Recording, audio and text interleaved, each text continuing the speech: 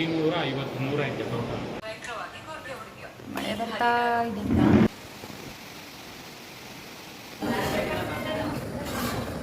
ಅವು ಅಜ್ಜಿ ನಿಂತಿರೋದ್ರೆ ಬೀಳಕ್ಕಾಯ್ತವ್ರ ಅಂತ. ಹಾಯ್ ಹಲೋ ನಮಸ್ಕಾರ ಎಲ್ರಿಗೂ, welcome back to my YouTube channel. ನಾನು ನಿಮ್ಮ ಅಶ್ವಿನಿ ಮಾತಾಡ್ತಾ ಇದ್ದೀನಿ. ಎಲ್ಲರೂ ಹೇಗಿದ್ದೀರಾ? ಓಪಿಯಲ್ಲೆಲ್ಲ ಚೆನ್ನಾಗಿದ್ದೀರಾ ಅಂತ ಅಂದ್ಕೊತೀನಿ. ಇದು ನಾವು ಧರ್ಮಸ್ಥಳಕ್ಕೆ ಹೊರಟಂಥ ದಿನದ ವ್ಲಾಗ್ ಆಗಿರುತ್ತೆ. ಫಸ್ಟ್ ಆಫ್ ಆಲ್ ನಾನು ನಮ್ಮ ಅಣ್ಣ ಮತ್ತು ನನ್ನ ಹಸ್ಬೆಂಡ್ 3 ಜನ ಹೋಗೋದಕ್ಕೆ ಅಂತೇಳಿ ಸ್ವಲ್ಪ ದಿನಗಳ ಹಿಂದೆಯೇ ಬುಕ್ ಮಾಡ್ಕೊಂಡಿದ್ವಿ. ತುಂಬ ದಿನದಿಂದ ಟ್ರೈ ಮಾಡ್ತಾಯಿದ್ವಿ ಹೋಗಬೇಕು ಅಂತ. ದೇವ್ರು ಯಾವಾಗ ಕರ್ಸ್ಕೊಳ್ತಾನೆ ಅವಾಗೆಲ್ಲ ಹೋಗೋದಕ್ಕೆ ಆಗೋದು. ಧರ್ಮಸ್ಥಳ ಮತ್ತು ಕುಕ್ಕೆ 2 ನಮ್ಮ ಪ್ಲ್ಯಾನ್ ಇದ್ದಿದ್ದು. ಜೂನ್ ತಿಂಗಳಲ್ಲಿ ಅಧಿಕ ಮಾಸ ಬಿದ್ದಿರೋದ್ರಿಂದ ಅಧಿಕ ಮಾಸದಲ್ಲೇ ನಾವು ಅದು ಅಮಾವಾಸ್ಯೆ ದಿನವೇ ಕುಕ್ಕೆ ಸುಬ್ರಹ್ಮಣ್ಯ ಸ್ವಾಮಿ ದರ್ಶನ ಮಾಡಬೇಕು ಅನ್ನೋ ಪ್ಲ್ಯಾನ್ ಇತ್ತು ನಮಗೆ. ಹಾಗಾಗಿ ನಾವು 2 ತಿಂಗಳು ಮುಂಚೆನೇ ನಾವಿಲ್ಲಿ ಬುಕ್ ಮಾಡ್ಕೊಂಡಿದ್ವಿ. ನಮ್ಮ ಬಸ್ ಇದ್ದಿದ್ದು 10:20ಗೆ ಅದು ಡಿಪಾರ್ಚರ್ ಆಗ್ತಿತ್ತು. ಇಲ್ಲಿಂದ KSRTC bus stand, suburban Mysuru bus ಸ್ಟ್ಯಾಂಡಿಂದ ನಾವು ಹೊರಟಿದ್ವಿ. ಬಸ್ಸು ನಾವು ಐರಾವತ ಬಸ್ ಬುಕ್ ಮಾಡ್ಕೊಂಡಿದ್ವಿ. ನಮಗಂತೂ ನೈಟ್ ಜರ್ನಿ ಅಂದರೆ ತುಂಬ ಇಷ್ಟ. ಬಟ್ ಏನಪ್ಪ ಅಂತಂದರೆ ಈ ಥರ ಪ್ಲೇಸ್ಗಳಿಗೆ ಹೋಗುವಾಗ ಮಾರ್ನಿಂಗ್ ಟೈಮ್ ಹೋಗಿ ಎಲ್ಲ ವ್ಯೂನು ನೋಡಬೇಕು ಅನ್ನೋದು ನಮ್ಮ ಆಸೆ ಆಗಿತ್ತು. ಬಟ್ ಏನು ಮಾಡೋಣ, ಧರ್ಮಸ್ಥಳ ಹೋಗಿ ಕುಕ್ಕೆಗೆ ಹೋಗಿ ನಾವು ರಿಟರ್ನ್ ಆಗಬೇಕಾಗಿರೋದ್ರಿಂದ ಬೆಳಗ್ಗೆ 10ಗೆ ಲಾಸ್ಟ್ ಆದರೆ ಬಸ್ಸು ಇನ್ನು ಸಾಯಂಕಾಲ 9ಇಂದನೇ ಸ್ಟಾರ್ಟ್ ಆಗೋದು. ಸೊ ಮಧ್ಯ ಗ್ಯಾಪಲ್ಲಿ ನಮಗೆ ಬಸ್ ಇಲ್ಲ ಮತ್ತು ಹೋಗಿ ಸ್ವಲ್ಪ ಟೈಮ್ ವೇಸ್ಟ್ ಆಗುತ್ತೆ ಅಂತೇಳಿ ನೈಟೇ ಬುಕ್ ಮಾಡ್ಕೊಂಡಿದ್ವಿ. 5 o'clockಗೆ ಬಂದು ಧರ್ಮಸ್ಥಳ ರೀಚ್ ಆಗುತ್ತೆ ಅಂತ ಇದ್ದಿದ್ದು. ಬಟ್ ಅದು 3:15ಗೆ ಬಂದು ಧರ್ಮಸ್ಥಳನ ರೀಚ್ ಆಯಿತು. ನಾವು ಇಳಿದಾಗಂತೂ ಫುಲ್ ಸಿಕ್ಕಾಪಟ್ಟೆ ಮಳೆ. ನಾವು ಇಲ್ಲಿ ನಮ್ಮಣ್ಣ ಲಾಸ್ಟ್ ಟೈಮೆಲ್ಲ ಹೋದಾಗೆಲ್ಲ ಒಂದು ಹೋಟೆಲಲ್ಲಿ ಉಳ್ಕೊಂಡಿದ್ರು ಧರ್ಮಸ್ಥಳದ ಕಡೆನೇ, ಸಾಕೇತ್ ಅಂತ ಹೋಟೆಲ್ಲು. ಅಲ್ಲಿಗೆ ಹೋಗೋಣ ಅಂತೇಳಿ 3:30ಗೆ ಹೋದ್ವಿ. ವಾಕಬಲ್ ಆಗುತ್ತೆ, ನಡ್ಕೊಂಡೇ ಹೋದ್ವಿ. ಬಟ್ ನೋಡಿದ್ರೆ ಅಲ್ಲಿ ಫುಲ್ಲು ರೂಮ್ಸ್ ಎಲ್ಲ ಬುಕ್ಕಿಂಗ್ ಆಗೋಗಿತ್ತು. ಯಾವ ರೂಮ್ಸು ಖಾಲಿ ಇಲ್ಲ. ಬೆಳಗ್ಗೆನೇ ಹೊರಟು ಬಿಡೋಣ, ಇವಾಗ ಆಗಲ್ಲ, ಬೆಳಗ್ಗೆ ಗಂಟೆ ಕಾಯೋಕ್ಕಾಗಲ್ಲ ಅಂತ ನಾನು ನನ್ನ ಹಸ್ಬೆಂಡ್ ಅಂದ್ಕೊಂಡ್ವಿ. ಬಟ್ ನಮ್ಮಣ್ಣ ಏನಿಲ್ಲ, ಮಾರ್ನಿಂಗ್ವರೆಗೂ ವೆಯ್ಟ್ ಮಾಡೋಣ, ಇಲ್ಲೇ ಪ್ಲೇಸ್ ಇದೆಯಾ ಮಲ್ಗೋಕ್ಕೆ, ಬೆಳಗ್ಗೆ ಪಕ್ಕಾ ಖಂಡಿತ ಸಿಗುತ್ತೆ ರೂಮ್ಸು ಅಂತ ಅವ್ನು ಹೇಳ್ದ. ಹಾಗಾಗಿ ನಾವು ಇಲ್ಲೇ ಮಲ್ಕೊಂಡ್ವಿ. ನಮ್ಮಣ್ಣ ನಾನಂತೂ ನಿದ್ದೆ ಮಾಡಲಿಲ್ಲ, ನನ್ನ ಗಂಡ ಮಲ್ಕೊಂಡ್ರು. ನಮ್ಮಣ್ಣ ಹೋಗಿ ಕ್ಯೂವಲ್ಲಿ 4:50ಗೆಲ್ಲ ಹೋಗಿ ಕ್ಯೂವಲ್ಲಿ ನಿಂತ್ಕೊಂಡ. ಮಾರ್ನಿಂಗ್ ಅವ್ನು ಹೇಳ್ದಂಗೆ ಕರೆಕ್ಟಾಗೇ 5:30 ಅಂತ ಅಂದ್ಕೊಂಡು, ಬಟ್ 6:30ಗೆ ಓಪನ್ ಆಯಿತು. ಕೀ ಎಲ್ಲನೂ ತೊಗೊಂಡು ಎಲ್ಲರೂ ಯಾರ್ಯಾರು ಲಾಕೌಟ್ ಆಗ್ತಿದ್ರು ಅವರೆಲ್ಲ ಬರ್ತಾಯಿದ್ರು. ಮಾರ್ನಿಂಗ್ ಅಷ್ಟಕ್ಕೇ ಕ್ಯೂ ಜಾಸ್ತಿನೇ ಆಗೋಗಿತ್ತು. ಬಟ್ ನಮ್ಮಣ್ಣ ಸ್ವಲ್ಪ ಬೇಗ ಹೋಗಿ ನಿಂತ್ಕೊಂಡಿದ್ರಿಂದ ರೂಮ್ ಸಿಗುತ್ತೇನೋ ಹೋಗಿತ್ತು ನಮಗೆ. ಹಾಗೇನೆ 6:50ಗೆಲ್ಲ ನಮಗೆ ರೂಮ್ ಸಿಕ್ತು. ರೂಮ್ ಸಿಕ್ಕಿದ್ಮೇಲೆ ರೂಮ್ಗೆ ಅಂತೇಳಿ ಬಂದ್ವಿ ನಾವು.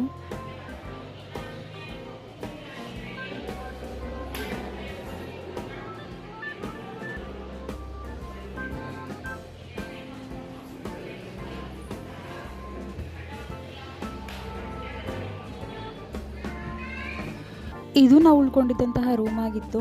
ಹಿಂದೆಗಡೆ ಕಿಟಕಿಯಿಂದ ನೋಡಿದ್ರೆ ಫುಲ್ಲು ಸಕ್ಕತ್ತಾಗಿತ್ತು ವ್ಯೂ ಅಂತೂ. ಗಿಡಗಳು, ತೋಟಗಳು, ಅಲ್ಲೆಲ್ಲ ಯಾವ್ಯಾವ ಗಿಡಗಳು, ತೆಂಗಿನ ಮರಗಳು, ಅಡಿಕೆ ತೋಟಗಳು ಎಲ್ಲ ಸಿಕ್ಕಾಪಟ್ಟೆ ಇತ್ತು. ಹಾಗೆಯೇ ಮಳೆ ಕೂಡ ಬರ್ತಾಯಿತ್ತು. ನೋಡೋಕ್ಕೊಂಥರ ಈ ಥರ ಎಲ್ಲ ಎಕ್ಸ್ಪೀರಿಯನ್ಸ್ ಮಾಡೋಕ್ಕೆ ಮೊದಲೇ ನಮಗೆಲ್ಲ ಮೋಸ್ಟ್ ಫೇವ್ರೇಟ್ ಇದೆಲ್ಲ. ನಮಗೆ ನೋಡ್ತಾ ಇದ್ರಂತೂ ಅಲ್ಲೇ ಕಳೆದೋಗ್ಬಿಡ್ತಿದ್ವಿ ನಾವಂತೂ. ನನಗಂತೂ ಗ್ರೀನರಿ, ಈ ಥರ ಗುಡ್ಡ, ಬೆಟ್ಟ, ಹಿಮ, ಈ ಮಳೆ, ಮಂಜು, ಈ ಥರ ವ್ಯೂಸ್ ಎಲ್ಲ ನೋಡೋದಕ್ಕಂತೂ ತುಂಬ ಖುಷಿಯಾಗುತ್ತೆ. ವೆಯ್ಟ್ ಮಾಡ್ತಾ ಇರ್ತೀನಿ ಎಲ್ಲಿ ಸಿಗುತ್ತೆ ಈ ಥರ ಅಂತೆಲ್ಲಿ ನಾನು. ಮಳೆ ಬರ್ತಾ ಇದೆಯಲ್ಲ.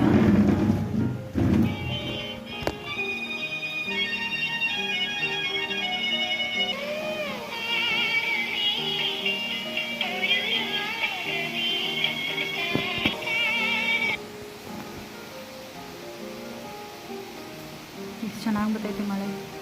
ದೇವಸ್ಥಾನಕ್ಕೆ ಹೆಂಗೆ ಹೋಗೋದು ಇವಾಗ?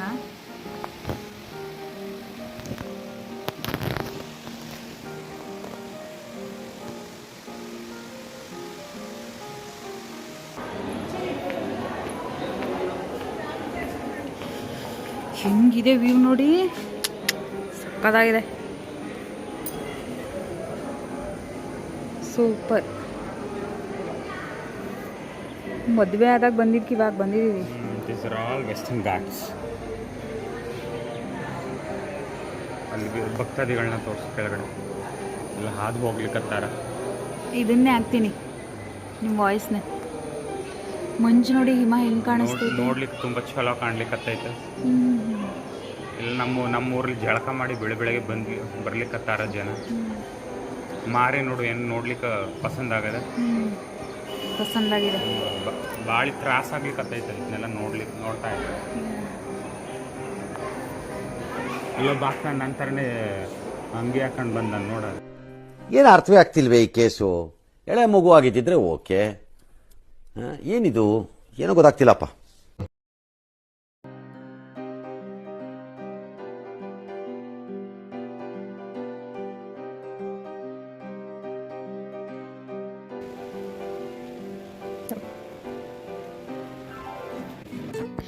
ಸೀರೆ ಎಲ್ಲ ಹಾಕ್ಕೊಂಡು ನಾನು ನಿರಿಗೆ ಎಲ್ಲ ಇಡಿಸ್ಕೊಂಡು ಈ ರೀತಿ ನಾನು ರೆಡಿಯಾಗಿದ್ದೆ.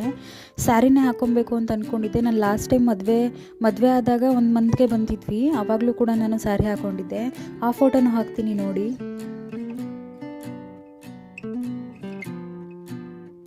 ರೆಡಿ ಆಗಿಬಿಟ್ಟು 3 ಜನನೂ ಒಟ್ಟಿಗೆ ತಿಂಡಿ ತಿನ್ನೋಣ ಅಂತ ಹೋಗ್ತಾ ಇದ್ವಿ. ನಾವು ಹೊರಟಾಗ 9 ಆಗಿತ್ತು. 9 ಅಷ್ಟರಲ್ಲೆಲ್ಲ ತಿಂಡಿ ಕ್ಲೋಸ್ ಆಗಿಬಿಡುತ್ತೆ ದೇವಸ್ಥಾನದಲ್ಲಿ ಅಂತ ಹೇಳ್ತಾಯಿದ್ರು. ಹಾಗಾಗಿ ಇಲ್ಲೇ ಒಂದು ಸಸ್ಯಾಹಾರಿ ಹೋಟೆಲ್ ಇತ್ತಲ್ಲ, ಅಲ್ಲೇ ತಿನ್ನೋಣ ಅಂತ ಹೇಳ್ಬಿಟ್ಟು ಅಲ್ಲಿಗೆ ಹೋಗ್ತಾ ಇದ್ವಿ. ಹೋಟೆಲಿಂದ ಹೊರಗಡೆನೂ ಅಷ್ಟೇ ವ್ಯೂ ಅಂತೂ ಮಳೆ ಬರ್ತಾಯಿತ್ತು, ನಿಲ್ತಾಯಿತ್ತು, ಮೋಡ ಬರ್ತಾಯಿತ್ತು, ಸಕ್ಕದಾಗಿ ಕಾಣಿಸ್ತಾ ಇತ್ತು ನೋಡೋದಕ್ಕಂತೂ. ಆ ಮೂಮೆಂಟೇ ಒಂಥರ ಫೀಲ್ ಮಾಡಿದ್ರೇ ಗೊತ್ತಾಗುತ್ತೆ ಅದು ಹೇಗಿರುತ್ತೆ ಅಂತ ಹೇಳ್ಬಿಟ್ಟು. ಅದರಲ್ಲೂ ನಮ್ಮಂಥ ನೇಚರ್ ಲವರ್ಗಳಿಗೆ ಹೋಗ್ಬಿಟ್ರಂತೂ ಈ ಥರ ಪ್ಲೇಸ್ಗಳಂತೂ ಸಖತ್ ಫೀಲ್ ಕೊಡುತ್ತೆ ನೋಡೋದಕ್ಕೆ, ಎಂಜಾಯ್ ಮಾಡೋದಕ್ಕೆ, ಕಣ್ಣು ತುಂಬ್ಕೊಳ್ಳೋಕ್ಕೆ. ಒಳ್ಳೊಳ್ಳೆ ಪ್ಲೇಸ್ಗಳಿವೆಲ್ಲ ಮಾತ್ರ. ಕಳಶ, ಹೊರನಾಡು, ಮಡಿಕೇರಿ ಇವೆಲ್ಲ ಬ್ಯೂಟಿಫುಲ್ ಪ್ಲೇಸಸ್ಸು.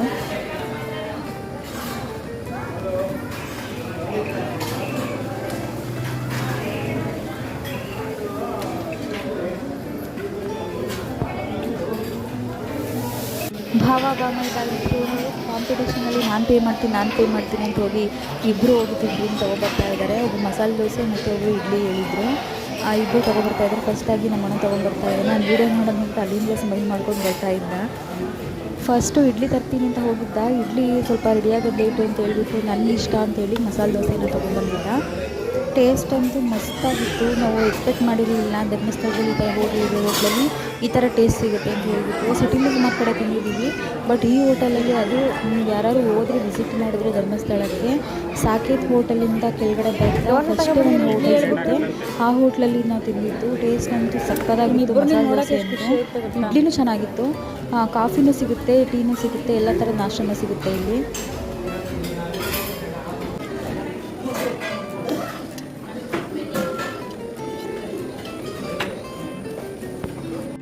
ತಿಂಡಿ ಎಲ್ಲ ಮುಗಿಸ್ಬಿಟ್ಟು ದರ್ಶನಕ್ಕೆ ಅಂತೇಳಿ ಬಂದರೆ ಇಲ್ಲೂ ಕೂಡ ತಿರುಪತಿ ಸ್ಟೈಲಲ್ಲೇ ಕೂಡಾಕೋ ಸಿಸ್ಟಮ್ ಮಾಡಿಬಿಟ್ಟಿದ್ದಾರೆ. 4 ಅವರ್ಸು. 9:30 ಹೋದ್ವಿ ನಾವು. 9:30ಇಂದ 1:30 ಬಿಡ್ತೀವಿ ಅಂತ ಹೇಳಿದ್ರು. ಕಾದು ನಮಗೂ ನೋಡಿ ಜನನೆಲ್ಲ ತೊಗೊಬಂದು ಅಲ್ಲೇನೇ ಇದೇ ಥರ ಒಂದು 30 ಸ್ಟಾಲ್ ಏನೋ ಮಾಡಿದ್ದಾರೆ. ಆ ಸ್ಟಾಲಲ್ಲಿ ಒಂದು ಮಿನಿಮಮ್ ಅಂದರೂ ಒಂದು 300 ಮೆಂಬರ್ಸ್ ಸ್ಟೋರ್ ಮಾಡ್ಬೋದು, ಅಷ್ಟು ಜನ ಹಿಡಿಯುವಂಥ ಒಂದು ಹಾಲ್ಗಳನ್ನ ಮಾಡಿದ್ದಾರೆ. ನಾವಿದ್ದಿದ್ದು 16ನೇ ಕೊಠಡಿ ನಾವಿದ್ದಿದ್ದು. ನೋಡಿ ವೆಯ್ಟ್ ಮಾಡಿ ಸಾಕಾಗಿ ನಮ್ಮ ಅಣ್ಣ ಫೋನಲ್ಲಿ ಯಾವುದೋ ಮೂವಿ ನೋಡ್ಕೊಂಡು ಕೂತಿದ್ದಾನೆ. ನಾನು ಸುಮ್ಮನೆ ಇನ್ನೇನು ಮಾಡಲಿ ಅಂತ ಹಾಗೆ ಕೂತಿದ್ದೆ. ನನ್ನ ಹಸ್ಬೆಂಡ್ ನೋಡಿದ್ರೆ ಮಾರ್ನಿಂಗ್ ಬೇಗನೆ ಎದ್ಬಿಟ್ಟಿದ್ವಿ ಅಲ್ವಾ, ಹಾಗಾಗಿ ಕೂತಿದ್ದ ಜಾಗದಲ್ಲಿ ತುಗಿಸ್ಕೊಂಡು ಕೂತಿದ್ರು. ಎಷ್ಟೋ ಜನ ಕೆಲವರು ಕೆಳಗಡೆ ಎಲ್ಲ ಮಲ್ಕೊಂಡ್ಬಿಟ್ಟಿದ್ರು.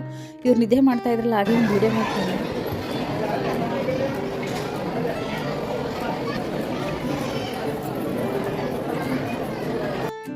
ಫೈನಲಿ ಹೆಂಗೋ ಕಾಲ ಕಳೆದು 1:30 ಆಯಿತು.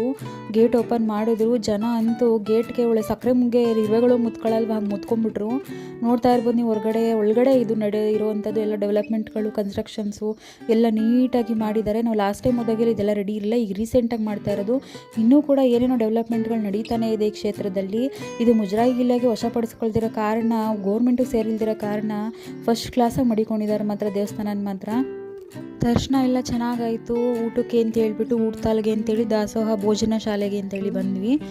ಊಟತಾಲಲ್ಲಿ ಸುಮಾರು ನಾವು ಲೆಕ್ಕ ಹಾಕಿದ್ವಿ 1000 ಪೀಪಲ್ ಅಟ್ ಎ ಟೈಮ್ ಊಟ ಮಾಡ್ಬೋದು, ಅಷ್ಟು ದೊಡ್ಡ ಹಾಲ್ ಮಾಡಿದ್ದಾರೆ. ಸ್ಟ್ಯಾಂಡ್ಸು ವಿತ್ತು ಟೇಬಲ್ಸು, ಚೇರ್ ಅಟ್ಯಾಚ್ ಇದೆ. ಅದಕ್ಕೆ ವೆಲ್ ಮೇಂಟೈನ್ ಆಗಿ ಮಾಡಿದ್ದಾರೆ ಮಾತ್ರ. ಧರ್ಮಸ್ಥಳ ಕ್ಷೇತ್ರ ನೋಡಿ, ರೂಮ್ ವ್ಯವಸ್ಥೆ, ವಾಟರ್ ವ್ಯವಸ್ಥೆ ಎಲ್ಲ ನೋಡಿ ನಮಗಂತೂ ಫುಲ್ ಖುಷಿ ಆಗೋಯಿತು. ಲಾಸ್ಟ್ ಟೈಮ್ ನಾವು ಬಂದದ್ದು ನೈಟು, ಮಾರ್ನಿಂಗ್ 4ಗೆಲ್ಲ 5ಗೆಲ್ಲ ನಿಂತ್ಕೊಂಡ್ಬಿಟ್ಟಿದ್ವಿ. ಒಂದು 6:30ಗೆಲ್ಲ ದರ್ಶನ ಆಗಿಬಿಟ್ಟಿತ್ತು. ಸೊ ಫೈನಲಿ ಪ್ರಸಾದ ಬಂತು. ಬೆಳಗ್ಗೆ ತಿಂಡಿ ತಿಂದಿದ್ದೇನೆ, ಹೊಟ್ಟೆ ಫುಲ್ ಹಶ್ವಾಗ್ಬಿಟ್ಟಿತ್ತು. ಪಾಯಸ, ಗೋಧಿ ಪಾಯಸ ಮತ್ತು ಕುಂಬಳಕಾಯಿ ಪಲ್ಯ, ಹಾಗೆಯೇ ಅನ್ನ ಸಾಂಬಾರನ್ನ ಮಾಡಿದರು. ಟೇಸ್ಟ್ ಅಂತೂ ಸೂಪರಾಗಿತ್ತು.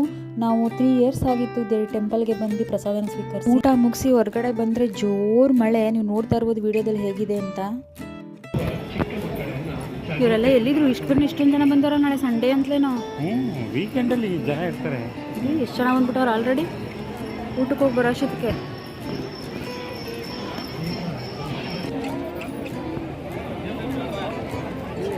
ಹಾಗೆ ಪ್ರಸಾದ ಎಲ್ಲ ಮನೆಗೆ ಅಂತೇಳಿ ತೊಗೊಂಡು ಪುನಃ ದರ್ಶನಕ್ಕೆ ಮುಂದೆಗಡೆ ನೋಡಿರಲಿಲ್ಲ ಅಂತೇಳಿ ಅಲ್ಲಿಗೋಗಿ ನಿಂತ್ಕೊಂಡು ಸ್ವಲ್ಪ ಫೋಟೋಸ್ ಎಲ್ಲ ತೊಗೊಳ್ಳೋಣ ಅಂತ ಹೋದ್ವಿ. ಈಗಿದೆ ನೋಡಿ ಫೋಟೋಸ್ಗಳು. ಫೋಟೋಸ್ ಎಲ್ಲ ತೊಗೊಂಡ್ಮೇಲೆ ಅಲ್ಲೇ ಪಕ್ಕದಲ್ಲೇ ಫಿಶ್ ಮ್ಯೂಸಿಯಂ ಇದೆ ಅಂತ ಹೇಳ್ದ ನಮ್ಮಣ್ಣ. ನಾವು ಲಾಸ್ಟ್ ಟೈಮ್ ಹೋದಾಗಿರಲಿಲ್ಲ, ಲಲಿತೋದ್ಯಮ ಅಂತ ಅದ್ರ ಹೆಸರು, ಲಲಿತೋದ್ಯಾನ ಅಂತ. ನಾವು ಇದೇ ಫಸ್ಟ್ ಇದಕ್ಕೆ ಬರ್ತಾ ಇರೋದು. ಈಗ ರೀಸೆಂಟಾಗಿ ಇದನ್ನೆಲ್ಲ ಕನ್ಸ್ಟ್ರಕ್ಟ್ ಮಾಡಿರೋದು. ಸಖತ್ ಪೀಸ್ಫುಲ್ಲಾಗಿತ್ತು.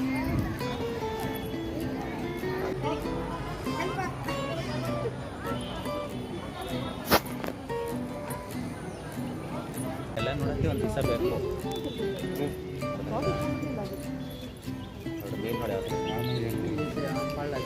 ಎಷ್ಟು ಮೀನುಗಳಿವೆ ರೀ ಅಲ್ಲಿ ಸಾಗರ. ಆ ಅಜ್ಜಿ ನಿಂತಿರೋದ್ರೆ ಬೀಳಕ್ಕಾಯ್ತವ್ರ ಅಂತ. ಸೇಮ್ ಮನುಷ್ಯರ ಥರನೇ ಈ ಜೊಡಿತಾ ಇದೆ ನೋಡಿ, ಚೆನ್ನಾಗೈತೆ. ಎಷ್ಟು ಚೆನ್ನಾಗಿದಾವೆ ನೋಡಿ ಮೀನುಗಳು.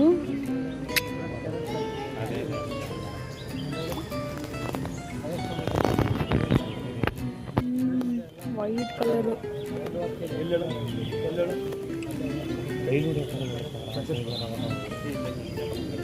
ಒಳಕ್ಕೆ ಹೋದ್ರೆ ಏನು ನಮ್ಮನೆ ತಿನ್ಬಿಟ್ಟಾವ.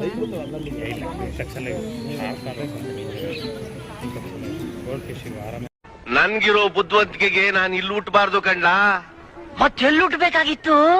ಜಾಪಾನ್ ದೇಶ ಹುಟ್ಟಬೇಕು, ಅಮೆರಿಕಾದ ಅಧ್ಯಕ್ಷ ಆಗಬೇಕು. ವೆರೈಟಿ ಆಫ್ ಫಿಶಸ್ಗಳಿದ್ವು ಮಾತ್ರ, ನೋಡೋಕ್ಕಂತೂ ಒಂದಕ್ಕೊಂದು ಸಖತ್ತಾಗಿದ್ವು. ಇದೇ ಫಸ್ಟ್ ಟೈಮ್ ಕೆಲವೊಂದು ಫಿಶ್ಗಳನ್ನ ನಾನು ನೋಡಿದ್ದು. ಸೇಮ್ ಮನುಷ್ಯರ ಥರನೇ ಈಜೊಡಿತಾವೆ ಅಲ್ಲಿ. ಏನು ಚೆನ್ನಾಗಿ ಈಜ್ತಾವೆ ನೋಡು. ಅವ್ರ ಮೇಲೆ ಪಾಚಿ ಬೆಳ್ಕೊಬಿಟ್ಟೈತಲ್ವಾ. ಬಾವಿ ನೋಡು ಸಗರ, ಅಲ್ಲಿ ಬಾವಿ, ಹಳೆಯ ಕಾಲದ ಬಾವಿ ಅಲ್ವಾ. ಏನು ಕೋಲ್ಡ್ ಆಗೈತೆ ವೆದರ್, ಯಪ್ಪ ಸಕ್ಕದಾಗೈತೆ. ಬಂದರೆ ಈ ಸೀಸನಲ್ಲಿ ಬರಬೇಕಲ್ಲ. ನಾವು ಇದು ಇಲ್ಲಿಗಿರಂಗನ ಬೆಟ್ಟಕ್ಕೆ ಹೋದಾಗಲೂ ಹಿಂಗೆ ಇತ್ತು ವಾತಾವರಣ. ಹಳೆಯ ಕಾಲದ ಬಾವಿ.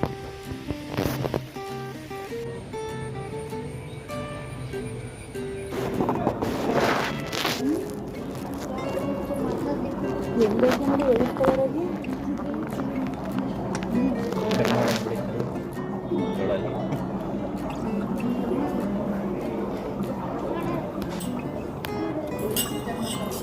ಯಾವುದೋ ಮುಟ್ಕೊಬಿಟ್ಟೈತೆ.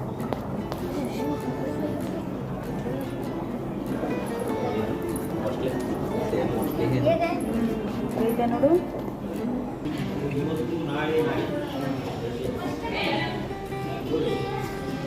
ಮೀಸೆ ಮೀನು ನೋಡು, ಮೀಸೆ ಹೆಂಗೈತೆ ಅದಕ್ಕೆ. ಮುಂದಕ್ಕೇನು ಇಲ್ಲ, ಏನು ದೈತ್ಯ ಗೌರಾಮಿ ಅಂತ ಇದ್ರ ಹೆಸರು.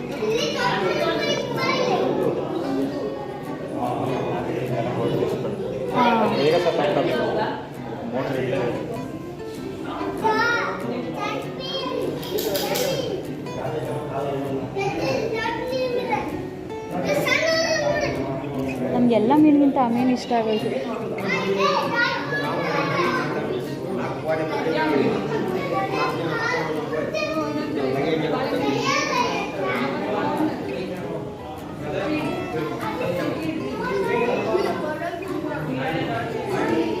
ಈ ಮೀನು ನನಗೆ ತುಂಬ ಇಷ್ಟ ಆಯಿತು. ಏನು ಸಕ್ಕತ್ತಾಗಿದ್ದಾವೆ ಕಲರಾಗಿ, ಸೂಪರ್. ಇದು ಕಾಡು ಮಲ್ಲಿಗೆ ಅನಿಸುತ್ತೆ, ಗಮ್ ಅಂತೈತೆ ನೋಡಿ. ಇದು ಅದೇನೆ ಸೇಮ್ ಯೋಚನೆ ಮಾಡ್ಕೊಂಡು ಕೂತವ್ರು ನೋಡಿ ಪಾಪ. ಎಲ್ಲನೂ ಒಂದು ಕಡೆಯಿಂದ ನೋಡಿ ಮುಗಿಸಿದ್ಮೇಲೆ ನಾವು ರಿಟರ್ನು ಕುಕ್ಕೆಗೆ ಹೋಗಿ ಅಲ್ಲಿ ಸ್ಟೇ ಆಗಬೇಕಿತ್ತು. ಅಲ್ಲಿ ರೂಮ್ ಬುಕ್ ಆಗಿತ್ತು. ಸೊ ಹಾಗಾಗಿ ನಾವು ಬಂದಿದ್ದಂಥ ಹೋಟೆಲ್ಲು ಸಾಕೈತು, ಅಲ್ಲಿ ನಾವು ನಡ್ಕೊಂಡು ಹೋಗ್ತಾ ಇದ್ದೀವಿ. ಇದೇ ನಾವು ಉಳ್ಕೊಂಡಿದ್ದಂಥ ಹೋಟೆಲ್ಲು. ಇವತ್ತಿನ ವ್ಲಾಗ್ ಇದಾಗಿರುತ್ತೆ. ಈ ವಿಡಿಯೋ ನಿಮ್ಗೆ ಇಷ್ಟ ಆಯಿತು ಅಂತ ಅಂದ್ಕೊತೀನಿ. ಅಲ್ಲದನ್ನು ವೀಡಿಯೋನ ನಾನು ನೆಕ್ಸ್ಟ್ ವ್ಲಾಗಲ್ಲಿ ಹಾಕ್ತೀನಿ. ಈ ವಿಡಿಯೋ ನಿಮ್ಗೆ ಇಷ್ಟ ಆಗಿದ್ರೆ ಲೈಕ್ ಮಾಡಿ, ಶೇರ್ ಮಾಡಿ, ಕಮೆಂಟ್ ಮಾಡಿ, ಹಾಗೆ ಸಬ್ಸ್ಕ್ರೈಬ್ ಮಾಡೋದನ್ನು ಮಾತ್ರ ಮರಿಬೇಡಿ. ಟೇಕ್ ಕೇರ್, ಬಾಯ್. ಮತ್ತೆ ಭೇಟಿಯಾಗೋಣ. ನಮಸ್ಕಾರ.